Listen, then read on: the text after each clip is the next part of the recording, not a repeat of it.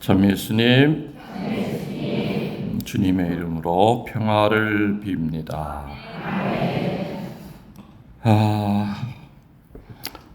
교우들이 가끔 저에게 은퇴하시고 난 다음에 뭐가 제일 힘드십니까? 하고 묻습니다. 그러면 저는 1초의 망설임도 없이 혼자 밥해 먹고 설거지하는 게 제일 힘들다고 얘기합니다. 지금 2년째, 은퇴한 지는 이제 만 3년 됐어요.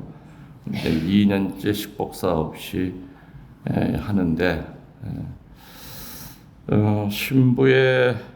신부들에게 몇 가지 복이 있죠. 그 중에 1번이 아마 식복사 복일 거예요. 근데 나는 불행하게도 식복사 복은 없는 신부예요. 그리고 두 번째 사제들의 복이 있다 그런다면은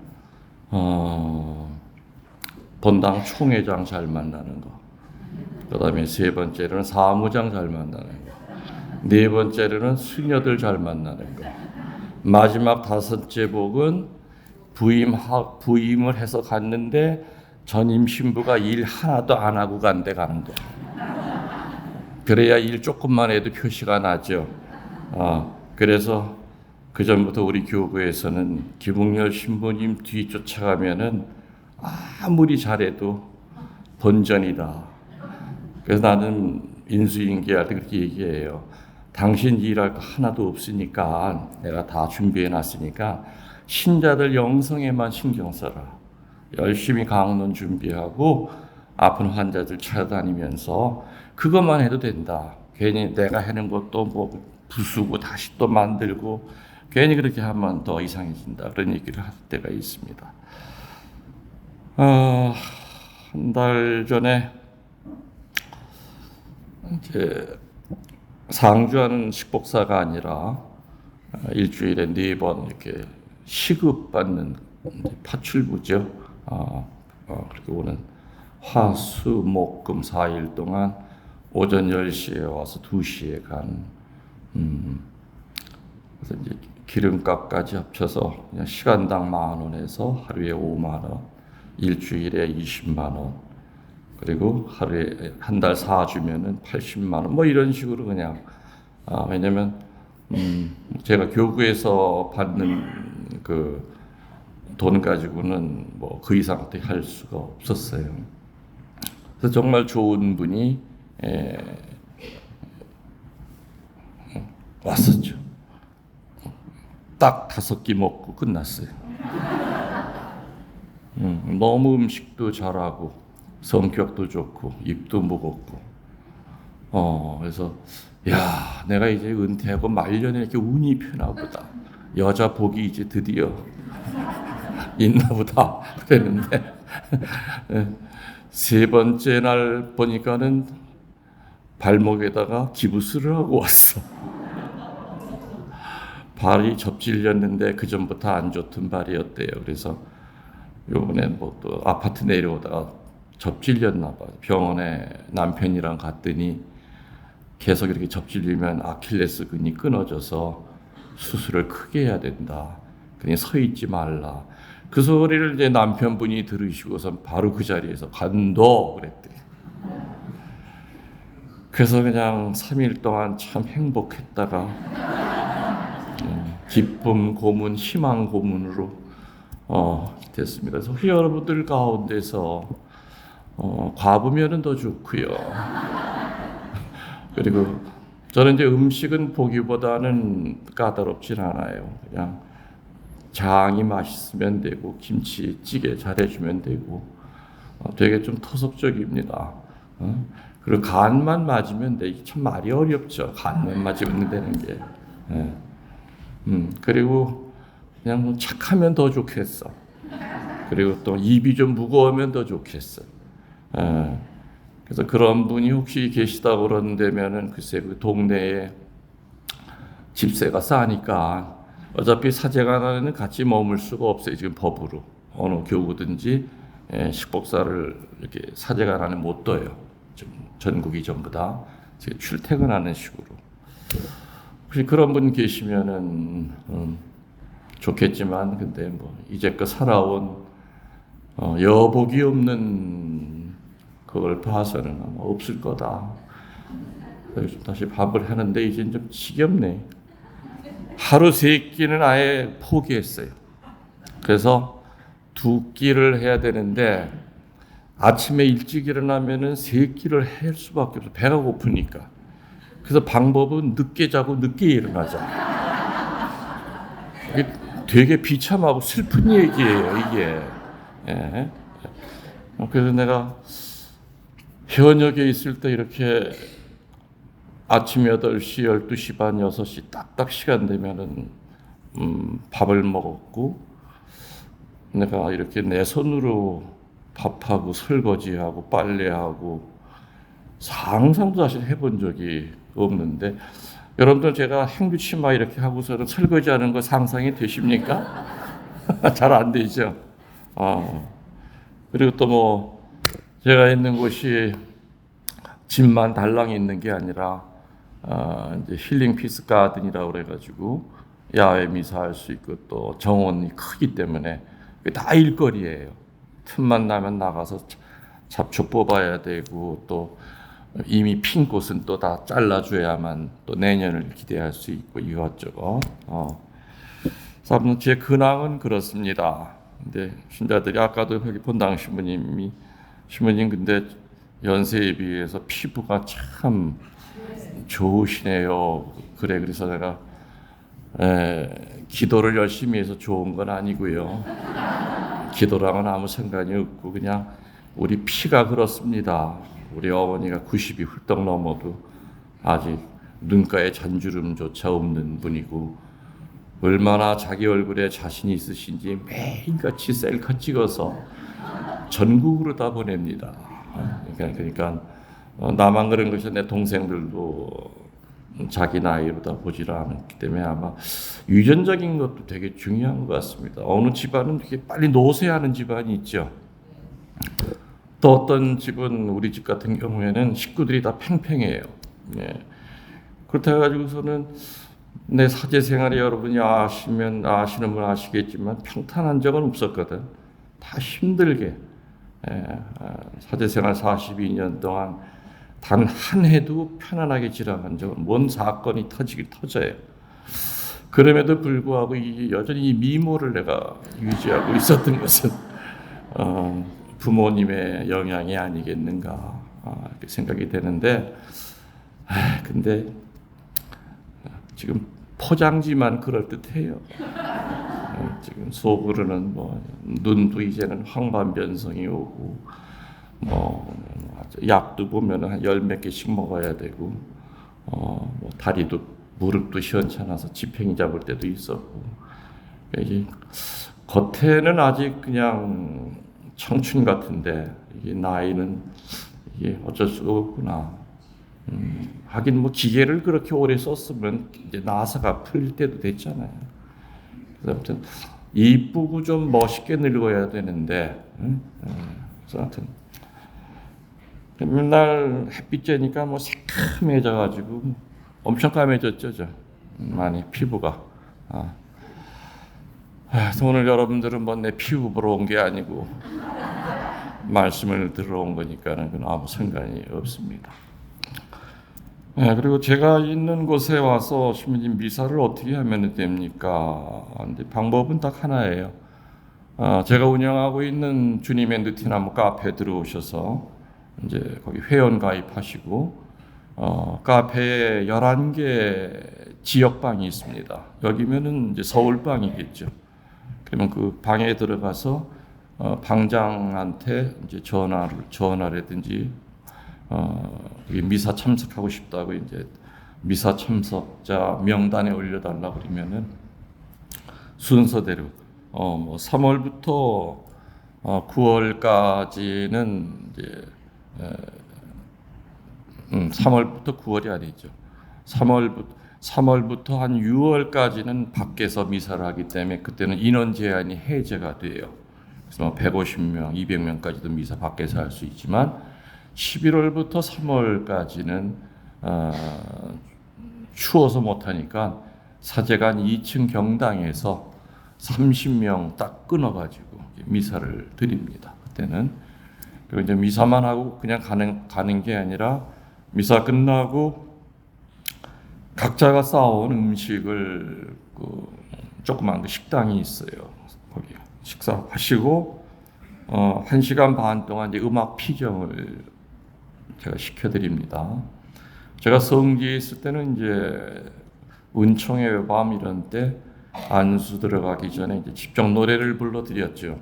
뭐 그때 불러드린 노래들이 유튜브에도 아마 김웅렬 신부 치유성가 치면은 굉장히 한 4, 50분, 1시간 넘게 쭉 나올 겁니다. 그렇지만 사제관에서 이제 노래를 불러드리는 것이 아니라 이제 음반이라든지 이런 걸 가지고 해설을 하면서 여러분의 마음의 문을 이렇게 음악으로 열어드립니다. 그리고 마지막에 이제 안수 예절로 이제 끝이 나고 끝나고 가는 길에 여기서 감곡 성지가 20분밖에 안 걸리니까 여러분들 꼭 성모 엄마한테 가서 인사하고 가시는 거 잊지 마세요. 근데 그런 식으로 이제 한 달에 2번, 둘째 주, 넷째 주에만 합니다.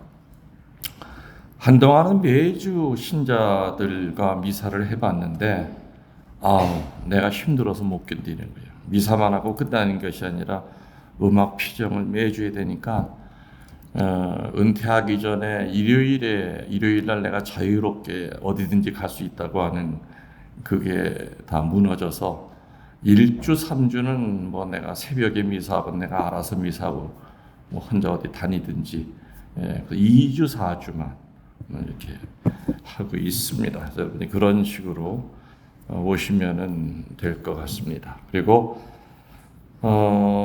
그 힐링하우스라고 교우들이 카페에 들어가서 당장한테 우리 5사람 하룻밤 가서 머물고 싶습니다. 이렇게 쉴 수 있는 그런 힐링하우스가 또 새로 또 졌어요. 방 3개에 뭐 방이 3개라고 해가지고 3팀은 절대 안 받습니다. 혼자 예약하더라도 혼자서 일주일을 쓴다 하더라도 혼자서 왜냐면 서로 모르는 사람끼리 불편하죠.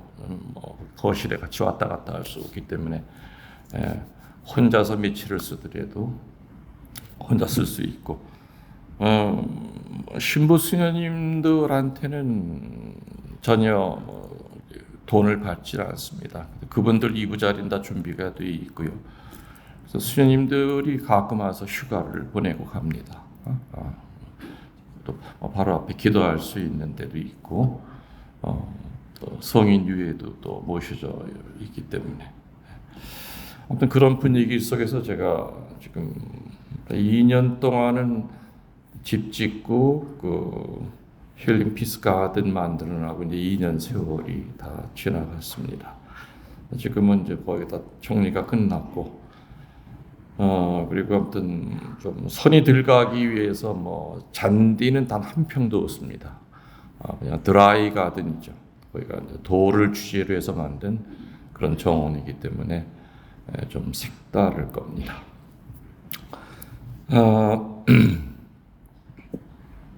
요즘은 뭐 버스 탈 일이 이제 별로 없죠. 자가용들이 있으니까. 근데 오래전에 버스를 탔는데 올라타 보니까 이제 자리가 딱 한 자리가 눈에 보여서 그 옆에 앉았어요. 옆에 아주머니가 앉아 계신데 근데 앉을 때부터 뭐가 싸한 기운이 들었어요. 그러더니 차가 떠나고 내가 이제 묵주를 꺼내서 묵주 기도를 하니까 그 자매가 창가 쪽으로 몸을 바짝 대는 거예요. 이 사람이 내가 내 몸에서 뭐 냄새가 나나 왜 이래? 그랬더니 그러면서 조금 이상해서 보니까 이 여자가 예사 여자가 아니다. 그런 느낌이 옵니다. 그러니 뭐 조금 있더니 뭐 땀을 비질비질 흘리더니 나보러 아저씨 정체가 뭐니? 아줌마가 내 정체를 왜 알려고 그랬냐? 아저씨 이상한 사람이죠. 아니 나 정상인 사람이다. 그렇게 말하는 댁은 누구냐고. 그랬더니 그 여자는 무당이었어요. 무당이었어요. 그랬더니 일어나가지고 빈자리 있나 이렇게 둘러봅디다. 그때 맨 뒤에 구석탱이에 빈자리 하나가 있어요. 그랬더니 자기 뒤로 가겠대. 너무 힘들어서 못 견디겠대. 잘 가라 그랬죠. 이렇게 어두움이 빛을 알아보는 그 빛의 정체는 성령이에요. 맞죠? 성령과 함께하는 사람은 어둠 속에 섞여도 어둠이 물러나요. 그럴 수밖에 없어요. 맞죠? 그럼 세례받은 천주교 신자들은 다 그렇게 지금 나와 같은 경험을 갖고 천주교 신자가 차에 탔는데 옆에 무당이 있어. 땀을 비질비질 흘리면서 무당이 다 도망을 가느냐? 그건 아니겠죠. 성령 충만한 신자들은 그런 힘이 있어요. 힘이 있어요. 그래서 무당들은 길에 지나가다가도 그렇게 강한 빛을 지닌 행인을 보면은 섬찟하다 그래요. 그만큼 그 성령과 함께하는 삶이냐 아니냐는 것은 대단히 중요한 일이죠. 개나 고양이한테는 없는 능력이 인간들한테 있죠. 그 능력을 우리들은 신접 능력이라고 그래요. 신을 접하는 능력은 다른 일반 짐승들은 없죠. 그렇지만은 사람한테는 신접의 능력이 있어요. 이 신접도 분명히 두 종류예요. 악마를 접하는 게 있고 성령을 접하는 거죠. 옛날에는 우리는 성신이라고 그랬어요. 기억하세요? 옛날 교우들 성부와 성자와 성신의 이름으로 그랬는데 그것이 영으로 바뀌었어요. 그렇죠? 그래서 그때 신자는 귀신 신자예요. 신부할 때도 그 신자는 귀신 신자지요. 그래서 신부는 뭐냐? 귀신의 애비야. 아버지 부자의 귀신 신자이기 때문에 그죠? 그 뜻이에요. 신부라는 말은 중국에서 들어온 말이죠.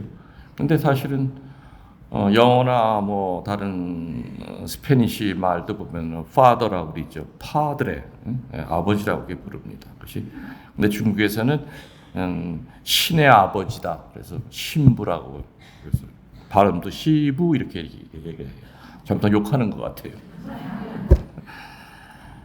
무당이 구슬을 하면서 이제 어둠을 불러드립니다.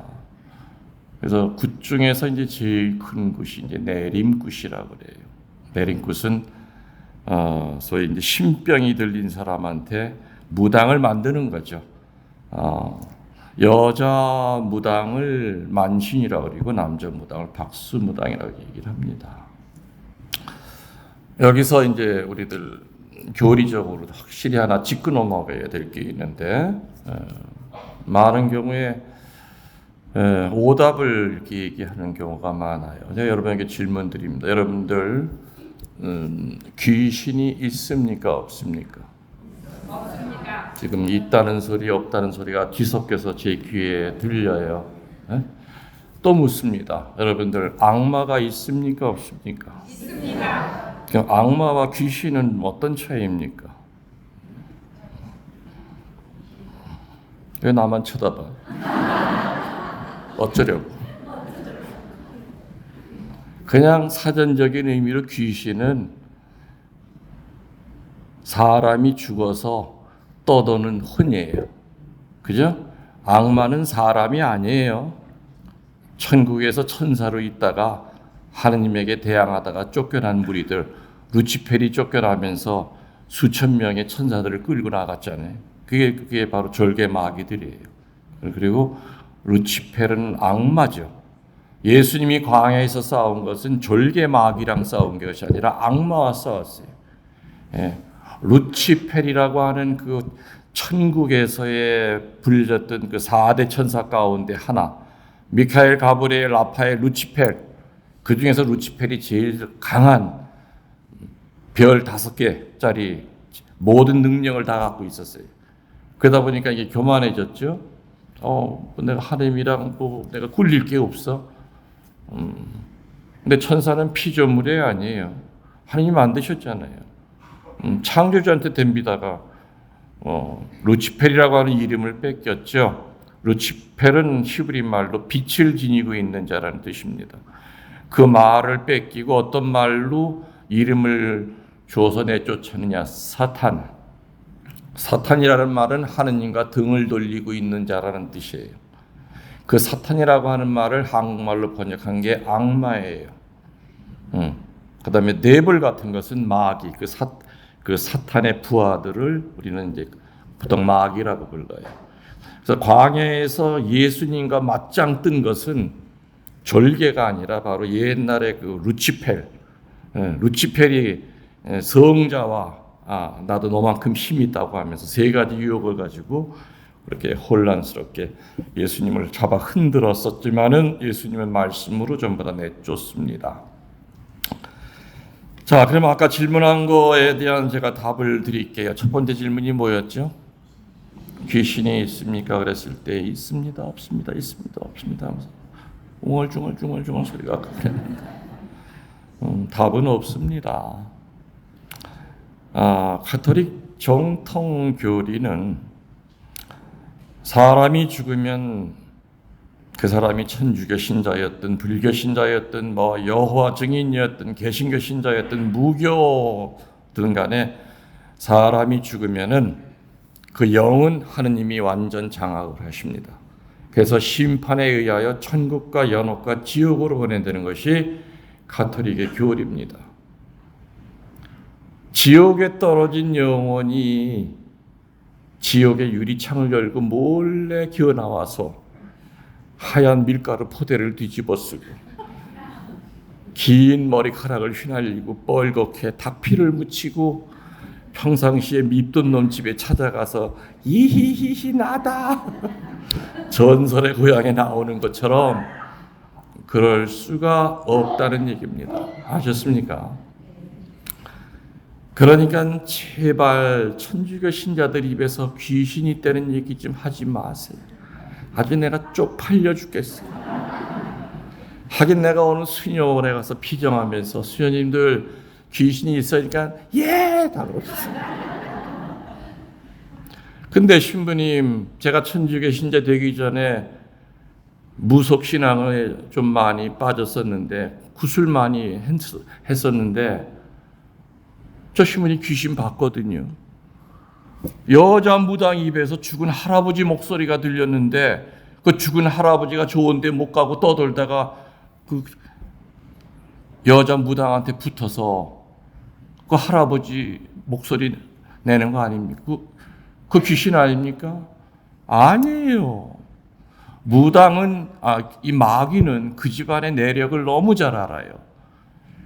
무당의 입에서 나오는 그 할아버지 목소리는 죽은 할아버지가 떠돌다가 무당의 입에 붙어서 떠드는 것이 아니라 마귀 새끼가 그 할아버지 흉내를 내는 거예요. 아셨어요? 귀신은 없어요. 그렇지만 마귀는 당연히 있죠. 마귀는. 무당이 구출하고 그리고 칼날 작두 위에서 그 서슬이 시퍼런 작두를 빼가지고 지 허벅지를 긋고 뺨에다 대고 거두 배지질 않아요. 초능력이 나와요. 이건 마귀의 힘이에요. 마귀의 힘. 제가 보좌 신부 때 이제 대학원 논문이 무속신앙이었습니다. 그래서 월요일마다 시간 날 때마다 카메라를 들고 굿 타는 데를 많이 쫓아다녔어요. 계룡산에 가면 굿당 정말 많죠. 지리산에도 많고. 근데 계룡산에서 굿 중에서 제일 큰 내린굿을 한다는 얘기를 듣고 불이 나게 찾아갔습니다. 갔더니 멀리서부터 쿵땅쿵땅 하면서 이제 소리가 들리고 마당에 사람이 가득 차 있었고요. 그때 내가 이제 비집고 앞으로 이제 사진을 찍으려고 나갔는데 그때 그 순간이 뭐 하는 순간이었느냐면은 그 새로 무당이 된 그 박수 무당 남자가 쌍작두보다는 외작두가 더 타기가 어려워요. 쌍작두는 힘이 분배가 되기 때문에 덜 비어지는데 외작두는 정말 위험해요. 외작두에 딱 올라가서 양쪽에 대나무를 잡고 자기 발바닥을 막 비벼대고 있었어요. 그러니까 사람들이 박수를 치면서 야 용한 무당 나왔다고서 이제 난리가 났죠. 박수 치고 막 그냥. 그러니까 무당의 능력은 그런 걸 통해서 보여주는 거예요. 이렇게 지금 나 안에 들어와 있다 지금 힘이. 나는 그 밑에서 카메라를 꺼내가지고 바로 그 밑에 이렇게 위로 딱 찍는 순간에 그 새무당이랑 내 눈이 마주쳤어요. 마주치는 그 순간에 그 무당은 두 발바닥을 그냥 비면서 피가 튀면서 밑으로 떨어졌죠. 사람들도 놀라고 사실 저도 놀랬죠. 제 앞으로 떨어졌으니까. 그러더니 무당이 벌떡 일어나더니 무당이 들고 이렇게 칼춤 칠 때 보면 그 칼이 있어요. 그 칼을 딱 잡더니 누굴 찾겠습니까? 재수 없는 놈을 찾겠죠. 바로 나였어요. 거기 있는 사람들은 무당이 미쳤다고 눈을 보니까 사람 눈이 아니죠. 눈에서 파란 불꽃이 일어나니까 순식간에 다 도망가고 그 넓은 마당에 무당이랑 나랑 둘만 딱 남은 거예요. 그 명색이 그래도 신부인데 도망칠 수는 없잖아. 근데 항상 저는 그런데 사진 찍으러 갈 때 물론 로만 칼란 안 합니다. 그냥 등산복 차림에 그 주머니 안에다가 성수랑 작은 십자가를 항상 주머니에 넣고 다녀요. 무당이 칼을 들고 내 가슴에다 댔다 뗐다 푹 찌르면 그냥 가는 거예요. 세상에 무서웠겠어요? 안 무서웠겠어요? 나중에 보니까 오줌도 쌌습니다. 사람이 이렇게 무서우면 오줌도 자기 모르게 싸는구나. 그때 그래서 어린 시절 말고 커서 딱 한번 그때 싸봤어요. 칼이 막 들어오려고 하는 순간 사실 저는 그때까지 그 성수의 힘이 뭔지를 몰랐어요. 영화에서나 보는 엑소시스트 그런 영화 있잖아요. 뿌리면 마귀 들린 사람이 저 정도로 힘이 있을까? 성수가 설마? 그러면서도 일단 내가 갖고 있는 무기는 이쪽 주머니에 조그만 십자가랑 이쪽 주머니에 성수 통밖에 없었으니까 그래서 한 손으로 성수 마개를 돌리고 이쪽 주머니에 있는 십자가를 움켜쥐고 칼날이 들어오기 전에 십자가를 보이는 성수를 뿌렸죠. 사탄아 물러가라. 성수가 그 마개까지 뻥 하고 이제 열리면서 그냥 그 무당 얼굴에 몸에 떨어졌는데 아마 여러분들은 보질 않았기 때문에 신부님 뻥쳐 그럴 수도 있어. 그 성수가 그 무당한테 닿는 순간에 거의 한 3m 이상을 날아갔어요. 뒤로 엄청 날아가가지고 그 음식 차려놓는 거 있잖아, 제사상 거기에 그냥 꽝 부딪힌 거야. 나도 깜짝 놀랐죠. 성수를 뿌리고 그러면서 막 이제 발작을 일으키고 거품을 막 불고 막 그냥 그때도 계속 발바닥 두 군데서는 피가 막 그냥 뻗고 있었어. 온 마당이 다 피투성이었죠. 한 1분 정도 지났을까? 막 발버둥 치고 그러더니 잠잠해집디다. 그러니까 이제 사람들이 와서 이제 수건 가지고 발바닥 쳐매고 이제 그리고 그 사람을 데리고 방으로 들어갔어요. 저는 이제 그때야 이제 긴장이 풀려서 털썩 주저앉았죠. 그때 내가 싼 걸 안 거예요. 바지가 축축해. 오늘 또 집에 가서 신부님 오줌 싼 것만 또 기억하고 강의 드는 건 기억 하나도 안 할지도 모르겠다. 근데 이게 웬걸? 한 30초나 지났을까? 문이 열리더니 그 인간이 또 나오는 거예요. 나 정말 그때 일어날 힘도 없었어요. 너무 힘이 들어가지고 이제 난 죽었다. 저놈한테. 그러더니 나한테 가까이 오더니 당신이 나한테 무슨 짓을 한 사람이니? 그냥 사람 눈으로 돌아왔습니다. 그래서 그러냐? 근데 그렇다고 들어가서 얘기하자고. 그래서 방으로 생전 처음 무당방에 한번 들어가 봤어요. 갔더니 오만 거 그냥 귀신 바가지 다 있잖아요, 그죠? 오만 것 다. 그래서 형광등 불빛에서 그 사람을 보니까 깜짝 놀랐어요. 얼굴이 다 딘 것처럼 부풀어 올라 물집이 다 생긴 거예요. 성수가 묻은 그 자리가. 그리고 옷은 담배불 이렇게 담배 피는 사람들 이렇게 옷 구멍 나잖아요. 뻥뻥 뚫어져 있어. 나한테 당신 뭐 하는 사람이냐? 천주교 신부다. 근데 뭘 나한테 던진 거냐? 그래서 보여줬어. 그 빈성수통을. 하느님의 이름으로 사제가 축성한 이게 거룩한 물이다. 당신은 이 물한테도 지지 않았느냐? 그러니 잡신 섬기지 말고 마귀 섬기지 말고 만왕의 왕 천주님을 섬겨라. 내가 도와주겠다. 그랬더니 자기가 섬기는 신이 경포대 앞바다에 있는 무슨 물신이래요. 근데 자기를 가만 안 놔둘 거래. 내가 도와줄게요. 그래서는 휴가를 이제 내고 그 다음 날 다시 또 계룡산을 갔어요. 가기 전에 성령 기도회 회장들 3명을 데리고 휘발유를 사가지고 갔어. 가가지고서는 끙 알아 누워 있습니다.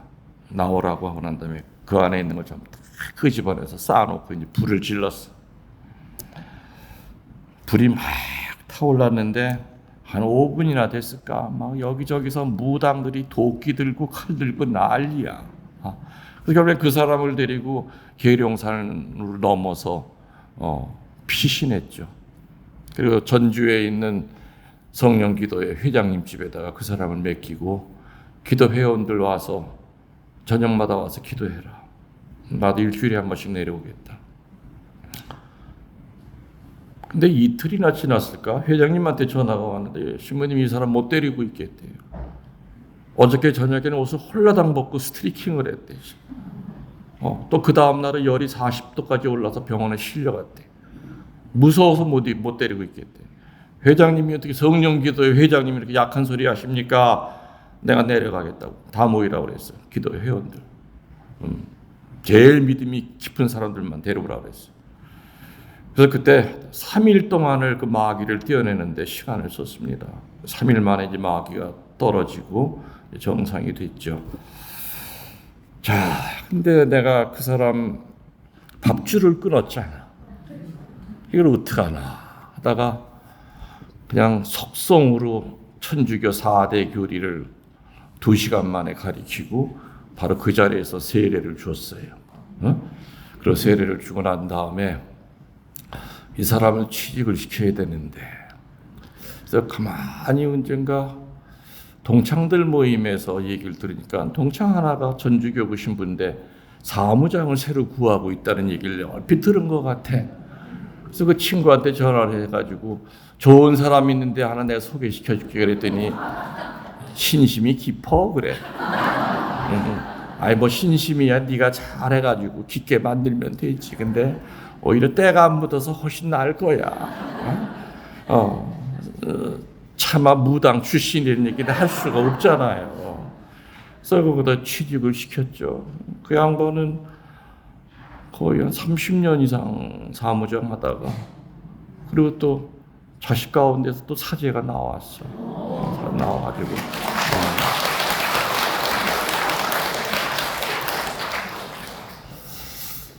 아무튼 여러분들이 오늘 피정에서 첫 번째로 기억이 될 것이 있다면은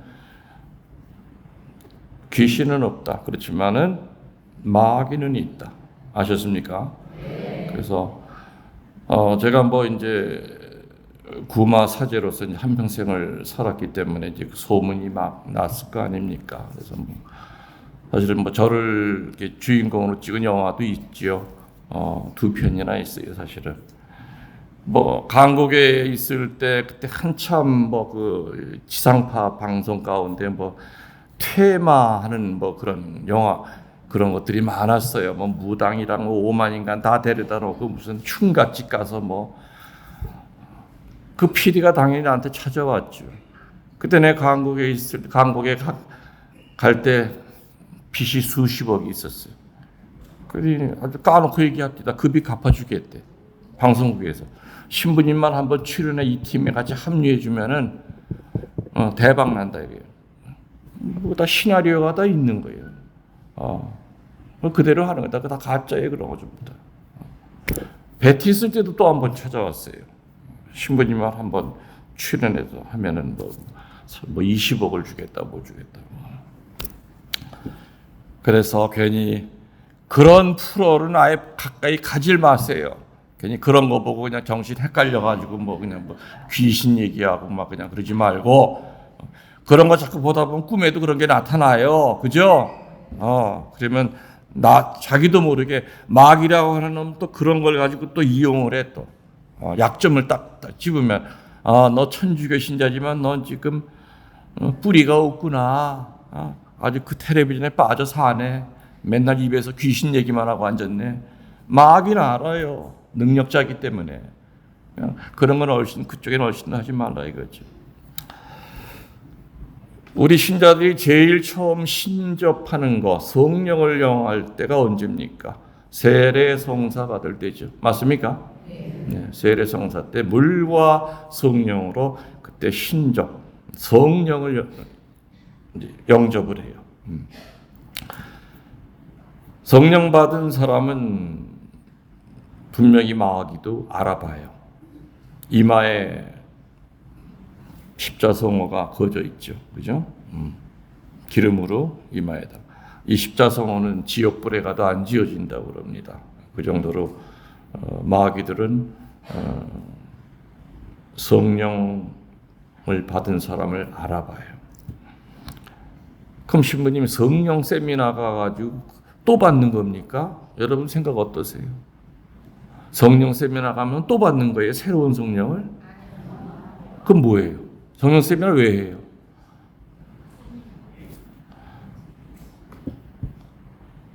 이 물이 성령이라고 그래봐. 이거 막아놨잖아 지금. 그죠? 못 나가게. 성령 세미나는 이걸 열어서 성령이 활동하시게끔. 그게 바로 성령 세미나예요. 새로운 성령을 받는 게 아니에요. 아셨어요?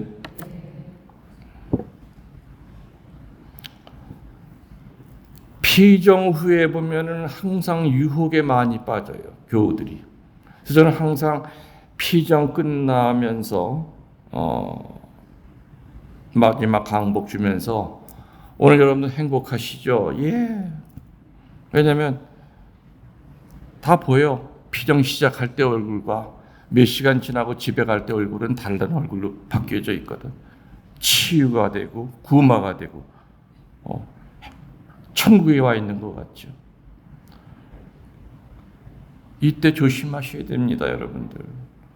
여러분들도 이 피정 위에서 준비를 많이 해서 오늘 여기 앉아 있지만 피정이 여기서 구파발에서 있다는 거 마귀들도 3달 전부터 알고 저녁마다 모여서 대책 회의를 했다. 피정 마치고 헬렐레 해가지고 그냥 해맑게 나오는 저 인간을 어떻게 거꾸로 틀리느냐. 수단 방법을 가리지 마라. 얼마나 연구했는지 모른다. 그래서 아파트 문을 열면서 남편이 시비를 걸더라도 무조건 잘못했습니다. 차 타고 가는 누가 뒤에서 빵빵거려도 욕이 나오려고 그래도 아이고 내가 오늘 은혜 받은 사람 거룩한 입에서 내 왜 욕이 나오려고 그러나. 피정의 유혹이 많은 거예요. 항상. 그래서 전 늘 그 얘기를 하죠. 오늘 같은 경우에 이제 뭐 2시간 저녁 특강이지만은 26일 거도 2시간이니까 사실은 하루 피정하는 거예요. 원래 1일 피정하면 오전에 2시간, 오후에 2시간 하고 파견 미사로 끝나지 않습니까? 그걸 갖다 지금 4주로 중간에 추석이 끼다 보니까 매주 할 수가 없으니까 늘려놓은 거예요, 사실은. 원래는 오늘 했으면 다음 주 이 시간에 또 해야 돼요. 근데 설이 끼다 보니까 이렇게 뒤로 밀려날 수밖에 없었던 거죠. 그래서 항상 저는 피정하고 가시는 분들한테 앞으로 일주일 동안은 침묵해라 그래요. 침묵하면서 말씀을 가까이 해라. 성경책을 읽든지 아니면 유튜브 좋은 말씀 많잖아요. 계속해서 틀어라. 그래서 마귀가 볼 때, 이 사람은 내가 건드릴 사람이 아니구나 하는 것을 증명해야 된다. 증명해야 된다. 그리고 세속 모임에 가능한 한 일주일 동안은 아무리 하더라도 가까이 하지 마라. 그리고 매일같이 성취를 영하도록 했어라. 그러면은 그날 떨어진 그 말씀의 씨앗이 뿌리를 내려서 분명히 열매를 맺게 될 것이다. 이 말씀에 불감증한 자들은 늘 좋은 것만 들어. 마치 옛날 2000년 전에 기적 중독자들이 바로 예수님 따라다녔던 유대인들이 기적 중독자들이었어요. 그 수많은 기적을 보면서 더 멋있고 더 쇼킹하고 더 큰 거 자꾸 보여달라고 그랬잖아요. 그죠? 그냥 기적 중독자들이에요. 이 말씀 중독자들도 보면은 오만 좋은 소리는 다 듣는데 그 좋은 소리가 이 머리에만 있어. 가슴까지 내려가지를 못하고 그리고 그걸 갖다가 내 의지로 열매를 맺질 못해요. 그냥 머리만 큰 거야. 가분수처럼. 그래서 이런 말씀 중독자들이 이러한 유혹에 빠질 수 있는 사람들이 보면은 대부분 봉사자들이 이런 유혹에 빠질 경우가 쉬워요. 그 안에는 사제도 포함되어 있어요. 늘 좋은 얘기하고 또 수녀들도 포함이 되어 있어요. 그렇지만은 뒤돌아보면 열매 맺은 게 별로 없어. 다람쥐 쳇바퀴 돌듯이 오히려 작년보다 올해 더 퇴보한 것 같아. 완덕의 길로 나가는 게 너무너무 힘든 거예요. 좋은 소리는 오만 좋은 소리는 다 듣고 사는데 뭐 맺는 게 없다 이 얘기죠. 성령을 받은 사람들의 특징이 몇 가지가 있어요. 첫 번째, 성령 받은 사람들은 두려움이 없어요. 두려움이 없다. 담대해진다. 영적으로 깡다구가 생긴다. 깡다구가 뭔지 아시죠? 자매님들이 어떻게 알아요? 남자들 용어인데. 그 두려움은 뭐냐? 4대 두려움이 있어요. 세상에 대한 두려움이 있고요. 그리고 상실에 대한 두려움이 있어요. 그리고 고통에 대한 두려움이 있고요. 마지막으로 죽음에 대한 두려움. 이거 다 4대 두려움이라고 그래요. 뭐라고요? 세상에 대한 두려움. 그 다음에 상실, 잃어버리는 거. 사랑하던 사람이 떠나갈 때 그 상실감, 아픈 거. 갑자기 사기당해가지고 재산을 다 잃어버렸을 때 하다못해 기르던 반려견, 반려묘가 내 곁에 들어왔대. 저 얼마 전에 20년 동안 기르던 내 고양이가 죽었어요. 근데 20년을 길렀어. 사제생활 42년 가운데서 20년을 길렀어요. 그 루비라고 하는 고양이가. 정말 그 개 묻고서는 2주 동안 내가 주사 놔가면서 죽 써서 입에다 먹여가면서 2주 동안 간호하다가 내 품 안에서 세상을 떠서 사제관 앞에다 이렇게 묻어놨지만은 힘듭니다. 그 우울증이 오는데 견딜 수가 없어. 고양이는 2마리를 길러요. 한 마리는 5년 된 거. 근데 그 5년 된 개한테 자꾸 그 죽은 애 이름을 내가 부르는 거야. 지금 살아있는 애는 이름이 쪼꼬인데 죽은 애는 루비였어요. 눈이 에메랄드지만은 에메랄드라고 부르기 너무 길어가지고 그냥 보석을 바꿨지. 루비라고. 진짜 눈이 이뻤어 에메랄드처럼. 쪼꼬 보러 루비야. 그러다 미안. 할아버지가 자꾸 네 언니 생각이 나서 저렇다. 그러니까 이런 그 상실에 대한 두려움. 그 개가 죽고 나니까는 또 이제 쪼꼬가 5살이란 말이에요. 그럼 얘가 만일에 20년을 산다면 15년이 남았는데 그때 내 나이가 얼마가 될까? 내가 얘보다 먼저 가면은 얘는 어떻게 해야 되지? 뭐 이런 걱정이 이렇게 드는 거예요. 그런 걱정이. 그러니까 이런 상실에 대한 거, 누가 내 옆을 떠난다고 하는 그거에 대한 거, 그 후유증이 오래 가잖아요. 남편이 갑자기 떠나버리고, 믿고 의지하던 자식이 갑자기 떠나버리고, 그죠? 그땐 그 아무도 이해 못해요, 그 심정을. 정말. 그때는 신앙도 별 도움이 안 돼요. 한동안은. 너무 힘들어가지고. 상실에 대한 거, 물질도 포함되죠. 권력도 포함되죠. 혈육도 포함되고, 뭐 이런 모든 걸 잃어버리는 거. 그리고 고통에 대한 두려움. 우리 병원에 갈 때마다 두렵잖아요. 그죠? 배가 아파서 병원에 가면서 이거 혹시 또 이상한 소리 듣는 거 아니야, 오늘? 항상 의사 앞에 쓰면은 늘 작아지잖아요. 그대 앞에 쓰면은 의사가 빨리 시원하게 얘기하면 되는데 모니터 보면서 얼굴 쳐다보다가 그러면 저 잘못됐어요? 저 암이에요? 아, 건강 너무 좋으셔. 그러면은 그럼 선생님 빨리 얘기하셔야지 사람 아주 지옥 갔다 오게 만듭니까? 우리 그런 경우 있죠. 또 의사들은 그걸 또 즐기는 것 같아. 그거 가지고 스릴을 그런 거를. 하여튼 또 그 제일 마지막 고통은 뭐예요? 두려움은 죽음. 앞으로 내 삶이 얼마나 남았을까? 그죠? 앞으로.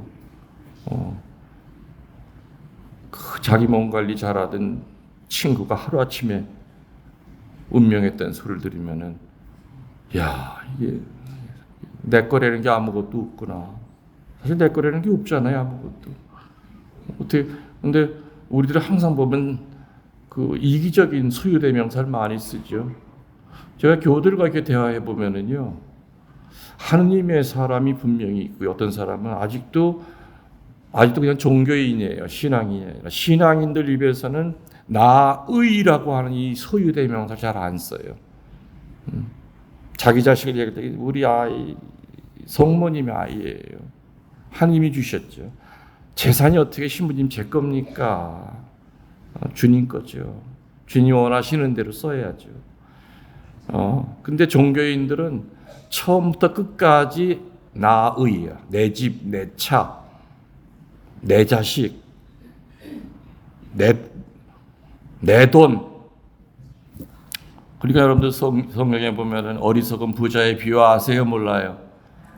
곳간이 작아서 창고 하나 더 줘놓고 거기다 잔뜩 쌓아놓고 흐뭇해가지고, 지금 새로 나온 성서는 조금 번역을 달려주면 그 전에 공동 번역해 보면은 내 영혼에게 말하리라. 이제부터 실컷 먹고 마시고 놀고 즐기자.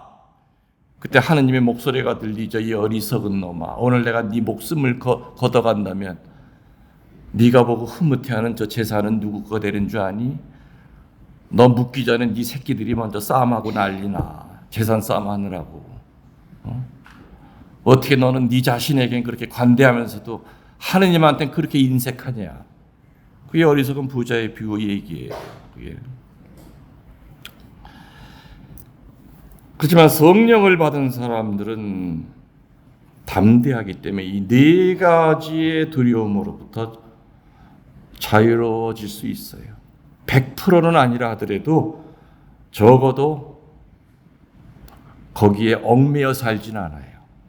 세상에 대한 두려움에 종이 되질 않고, 상실에 대한 두려움에 종이 되질 않고, 고통에 대한 두려움에 종이 되질 않고,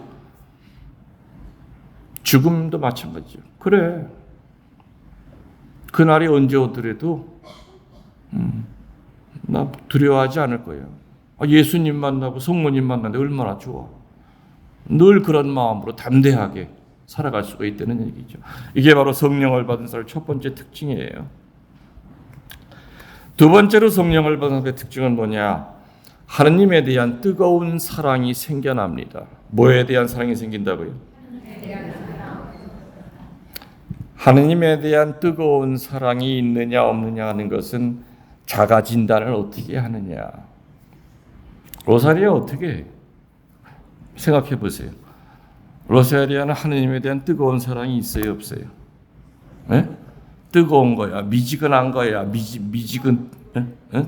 뜨거워, 네? 뜨거워. 자, 자가 진단법이 있어요. 내가 정말 하느님에 대한 사랑이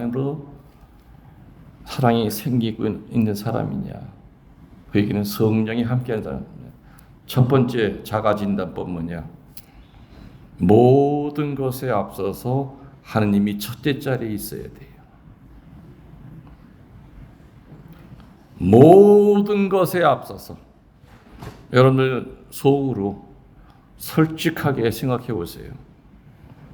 첫째 자리에 하느님 계신가? 고통스러울 때는 첫 번째 자리까지 올라가. 살려주세요, 주님. 근데 모든 게 다 잘 되고 그러면 다 지가 잘 된 거지. 자매들한테 내가 물어봤어요. 솔직히 얘기해봐라. 그 전에 성지에 있을 때. 첫 번째 자리에 누가 있어요? 이렇게 물으면 나는 이런 말이 나올 줄 알았어. 남편이라고 그럴 줄 알았어. 근데 남편이라는 말 하는 사람은 단 한 사람도 없었어. 10명의 자매에게 물었더니 9명이 자식이래요. 여러분들도 비슷한 대답 할 거죠? 하느님이 첫째 자리 아니에요. 자식이고, 어떤 때는 아픈 몸뚱아리고, 어떤 때는 돈이고, 어떤 때는 취미생활이고. 하느님은 필요할 때만 첫 번째 자리로 올라가요. 그래서 성령을 받은 사람의 두 번째 특징이 뜨거운 사랑이 생기는다고 그랬는데, 거기에 대한 그 증거가 되려면은 늘 always 언제나 주님이 첫째 자리에 계셔야 돼요. 당서열 1번이에요. 필요할 때만 올라가는 게 아니에요. 이해가 되세요? 무슨 얘기신지? 다시 말하면 순도 100%를 지향하는 신앙이 된다는 얘기죠. 저는 손에 이제 은반지 하나를 이렇게 끼고 이렇게 사는데, 여러분들 손에는 뭐 묵주반지, 금반지, 뭐 14K, 18K 있겠죠? 나는 그전엔 바보처럼 24K가 순금인 줄 몰랐어요. 24K 위에 뭐 32K도 있고, 마지막에 이제 100K짜리가 순금인 줄 그렇게 좀 무식했어요. 18K, 또 뭐 있어요? 14K도 있나요? 14K, 18K, 그 다음에가 24K, 그렇죠? 14K, 18K라고 하는 얘기는 불순물이 들어가 있다는 거예요? 아니에요? 다른 게 섞여 있다는 거죠. 근데 묘하게 불순물이 들어가 있을수록 더 반짝거려요. 신앙 안에 불순물이 들어올수록 보면은 쉽게 식는 냄비처럼 티가 나. 위에. 우리는 물론 완벽하게 순도 100%짜리 신앙으로 살아갈 수는 없지만은 적어도 우리는 목표는 정하고 살아야 되죠. 그러기 위해서 저는 교우들한테 항상 군인이 아침에 일어나면은 구호를 외치듯이 아침에 눈 뜨자마자 3가지의 구호를 외치라고 그래요. 오직 예수님께 대한 사랑, 오직 예수님께 대한 순명, 오직 예수님께 대한 충성. 오직이라고 하는 말은 순도를 나타내요. 순도 100%짜리 하느님에 대한 사랑, 순도 100%를 지향하는 하느님에 대한 순명, 순도 100%를 지향하는 하느님에 대한 충성. 왜냐? 어떤 이들은 95% 하느님에 대한 충성을 하다가 5%의 불순물 때문에 냉담자가 되고 여호와 증인에 빠지고 신천지로 간단 말이에요. 이해가 되세요? 무슨 얘기인지? 아예 처음부터 나는 100%를 안 잡아. 난 70% 적당히 하느님께 순명할 거고, 마음에 맞으면 하느님 사랑할 거고, 그냥 적당히 하느님에게 충성할 거야. 그런 사람들은 죽었다 깨도 신앙인이 아니, 그건 종교인이에요. 종교인과 신앙인은 말장난이 아니라 하늘과 땅만큼의 차이가 커요. 성당 안에는 불행하게도 종교인이 드글드글거릴 뿐이지 신앙인은 그렇게 많지 않아요. 다시 말하면 성령과 함께하는 이들이 이렇게 많지 않다 이거죠. 그냥 주일이니까 고해성사 보기 싫으니까 주일 지켜야 되고, 내지요 그냥 나가서 그래도 친교해야 되고, 그냥 좀 고급스러운 취미 생활이죠. 그러다 갑자기 그냥 꼴배기 싫은 신부님이 오면 딴 성당 가야 되고, 성당에서 또 새로 성당 짓는다 그러면은 새 성당 질 때까지 또 냉담 들어가고, 물론 여기는 그런 분들은 하나도 없어요. 옆에 분당에는 있어요. 내가 이 성당에 가만히 생각해 보니까는 20년 전에 여기 와서 피장을 했어요. 옛날 성당일 때. 연신내도 성당이 있죠. 거기도 내가 가서 피장을. 그때 90년도에는 이쪽을 참 많이 왔다 간 것 같아요. 의정부 쪽서부터 해가지고 이쪽 동네를. 그래서 그때 아까 차가 딱 이렇게 보는, 뭐야 성당이 내가 알던 성당이 아니네. 갑자기 이렇게 성당이 그렇게 크질 않았는데, 회장님한테 물어보니까는 2010년 새로 지은 게 2010년이라고 하셨어요. 2010년에 이 성당 새로 건립됐다고 그러더라고요. 파이프 올겐도 있네. 저거 주일날 씁니까? 근데 여기 신자들이 고생했겠네요. 성당 돈 빚은 다 갚았어요.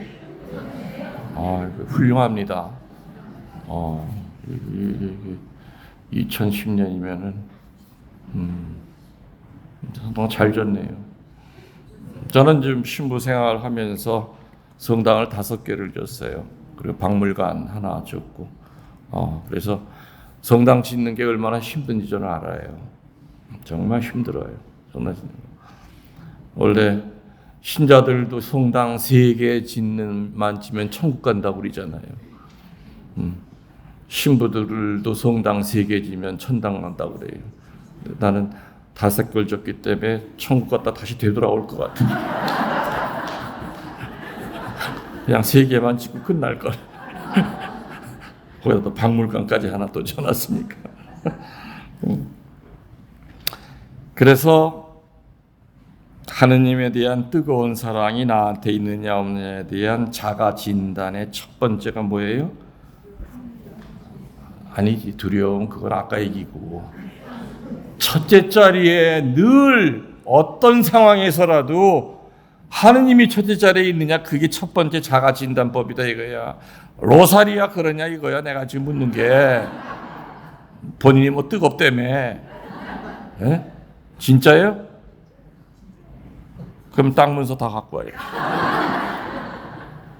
내가 좋은 데 쓸게. 집문서랑. 그거 못하잖아. 할 수 있어요? 다 증인들이에요 여기요. 오늘 신랑 같이 안 왔어요? 안 왔어요? 신랑이랑 같이 있어야 이것이 확실하게 하나 합의가 되는 건데, 이게 반쪽이 와가지고서. 3가지 구호가 뭐라고요? 오직 예수님께 대한 사랑, 오직 예수님께 대한 순명, 오직 예수님께 대한 충성. 오직은 순도를 나타낸다고 그랬어요. 그러니까 처음부터 우리는 100%를 지향해야 돼요. 나는 적당히 순명하고 적당히 사랑하고 적당히 충성하겠다. 그러면 그 적당히는커녕 밑바닥에서 헤매다 끝나. 아무것도